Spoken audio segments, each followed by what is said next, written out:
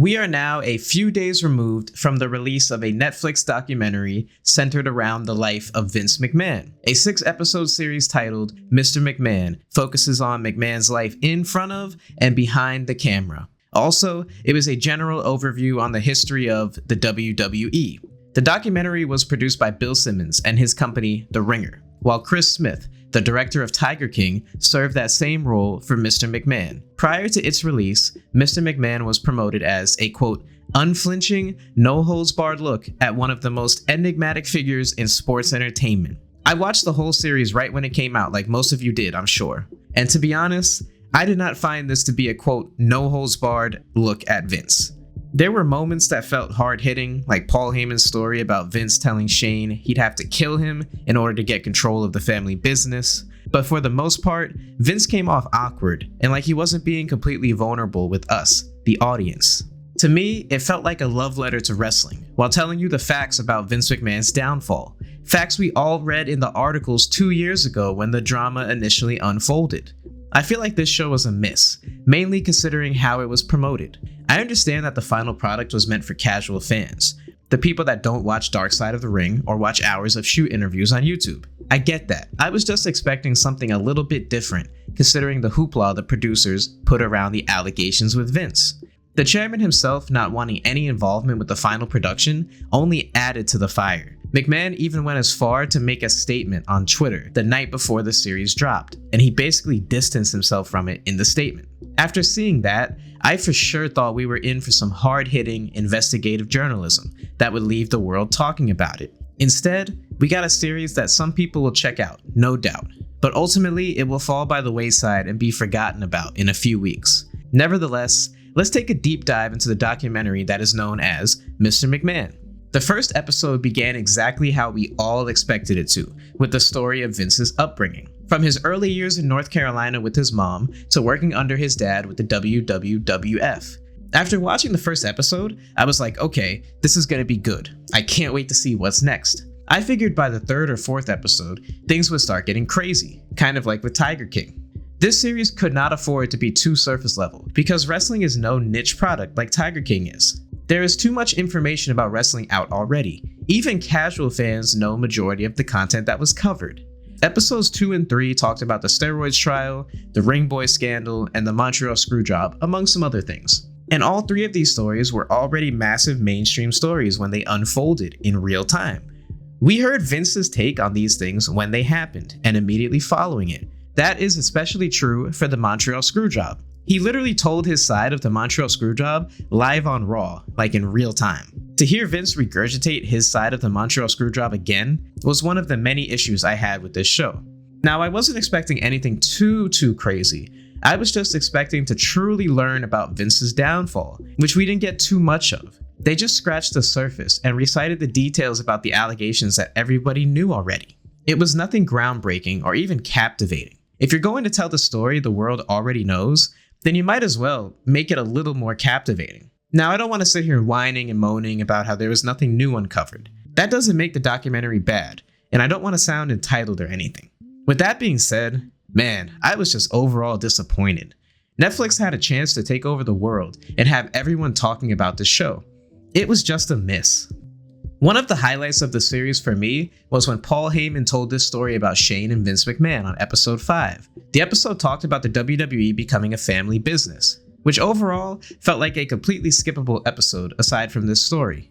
Heyman recalled a dinner party at a restaurant where Shane and Vince got into an argument over creative. Vince did admit that he was harder on his children than the rest of the talents. And man, if that's true, I can only imagine how rough his children had it. While Vince and Shane were going back and forth, Vince told Shane that he'd have to stick the knife he was holding through Vince's chest to be able to call the shots. This was a rare look at who the man Vince McMahon actually is. Speaking of that, Vince spent some time during episode 4 talking about his creation of his on-screen heel persona, Mr. McMahon. This seemed to be the point of contention that ultimately led to Vince not wanting to be involved with the piece. McMahon was asked if his on-screen persona resembled him in real life, to which he responded with an emphatic no. The character Mr. McMahon is entirely different from the real-life human being. The camera then proceeds to cut to several wrestlers and personalities claiming that they are the exact same thing or very close to it. Bruce Pritchard even went on to say that he was on the receiving end of several Mr. McMahon promos backstage. Vince was asked about this, which of course he denied. The fact-checking of Vince by producers was pretty funny. He talked about how the contests of the Attitude Era were not that bad because no one was killed, raped, and there were no guns involved. Literally as he's saying these things, the producers put up a clip of a Buried Alive match, Vince's promo on The Undertaker where he called him the R-word, and Brian Pillman pulling a gun on Steve Austin. When covering the Mr. McMahon character, I felt like the show missed an opportunity to give the viewer a good insight. There was a part where the on-screen affairs between Mr. McMahon and numerous female talent like Sable and Trish Stratus were discussed. This then led to the accusations made against Vince by Ashley Massaro prior to her death. This topic was loosely covered, and it brought in question about Vince pressuring people into doing storylines they may not be comfortable with in order to keep their job. Trish Stratus spoke about this. She speculated that she may have lost her women's championship at WrestleMania 22 to Mickie James because she refused to do a makeout scene with a female talent. Trish and Mickie literally kissed under the mistletoe on the Christmas edition of Raw in 2005. There was an opportunity here to give fans a blunter look at some serious allegations of Vince pressuring talent, but instead they opted for this story from Trish. Now I have no idea what's real or not, but it is likely that Mickie won the women's title because she was an up-and-coming star, and Trish was on the brink of retiring. The film had its fair share of inaccuracies too. It left out that Linda McMahon received an anonymous tip that George Zahorian was going to flip on Vince to the feds. This is one of the key factors in Vince being acquitted of the steroids charges. Also, while talking about the Montreal Screwjob, it was not mentioned that Bret Hart had creative control during the Survivor Series 97 pay-per-view. It was largely presented that Bret just did not want to do business, when it was within his right to execute creative control that was awarded to him by his contract. Overall, I'd say this series was like a 7 out of 10, and I understand why some of you would give it a lower score. To be fair, I see the direction Netflix was trying to go with this series. For casual fans that have never watched, say, Undertaker's podcast, they will find it cool to see him speaking out of character, along with others like Bret Hart and Stone Cold. The show was well put together from a production standpoint, and it flowed well. Even though he wasn't a captivating presence in front of the camera, like how Michael Jordan was in The Last Dance for instance, it was fun to hear Vince McMahon talk about himself. Before I get out of here, I'll mention two other insane scenes. First, being Bruce Pritchard saying how Patterson was innocent in the Ring Boy scandal, only to cut to Tony Atlas 2 seconds later and hear him say how Patterson grabbed his pecker in the locker room. The second being Steve Austin saying he doesn't believe in CTE while the Benoit tragedy was being discussed. That was an odd moment. I don't know if it was sensationalized by the editors to make Austin look bad, but it was weird. I do appreciate them and Vince for not shying away from talking about the Benoit tragedy and the Owen Hart tragedy.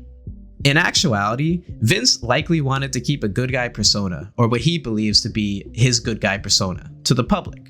So when he saw people comparing him to the Mr. McMahon character and all the crazy and wacky stuff that character did on TV, he did not like it and wanted nothing to do with the documentary.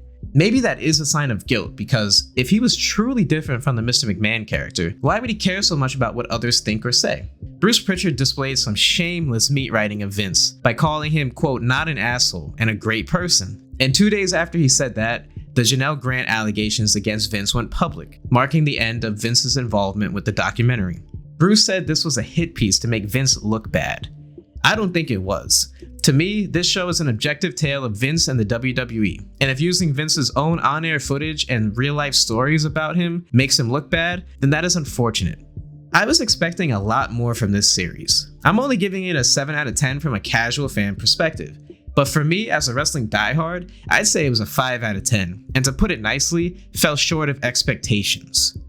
Thank you all so much for watching. I'll talk to you on the next one.